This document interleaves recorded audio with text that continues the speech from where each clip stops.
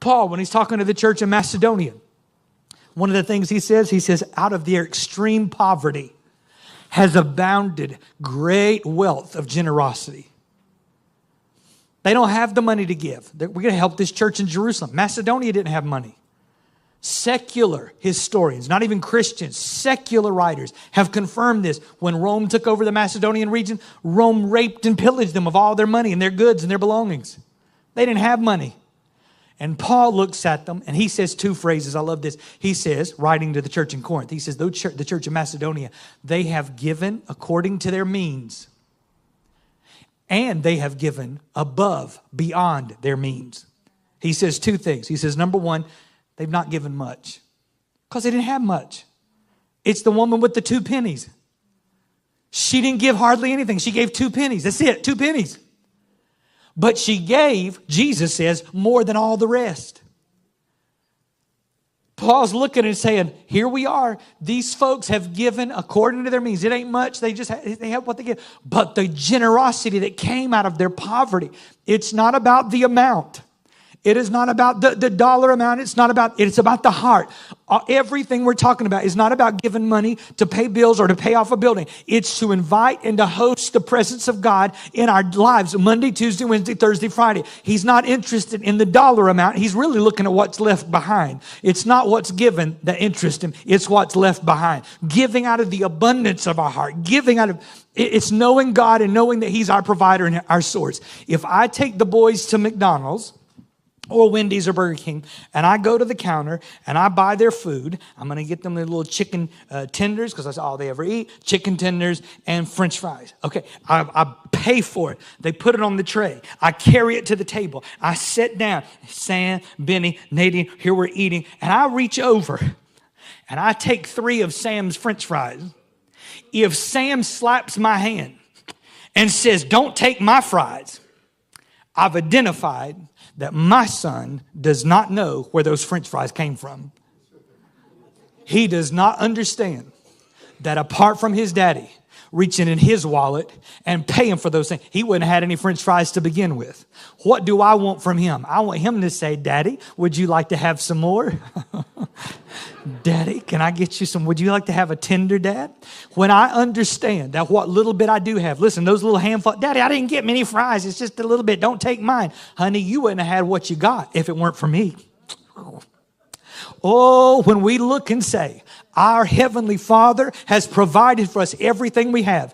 That house may not be much. That paycheck may not be much. But I'm telling you, when we know that it's God who gave it to us, we look and say, you know what? You can have all you want, Jesus. I'll give it away. I'll give it to the homeless person. I'll give it to the broken. I'll give it to the family that's lost their house. I just want to be a giver because I know, God, if I give away my French fries, there's a whole nother happy meal waiting on me behind this one. My daddy is not going to let me starve to death. If I watch that boy take his food and carry it to somebody else's table and say, here, would you like to eat this? You know what I'd do? I'd buy everything on the menu and I'd bless that boy up one side and down the other for being a giver.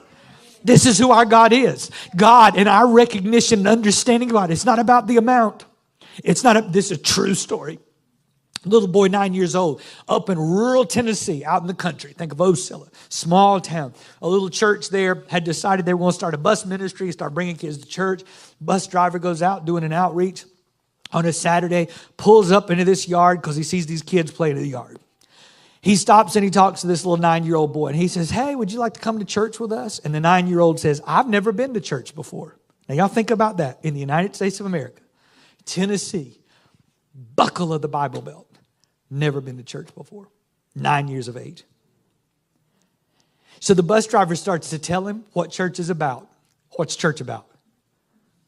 It's Jesus. He starts to tell him what Jesus did, how Jesus died. He watches this little boy's face change and he realizes this little boy's heart's getting tender to the things of God.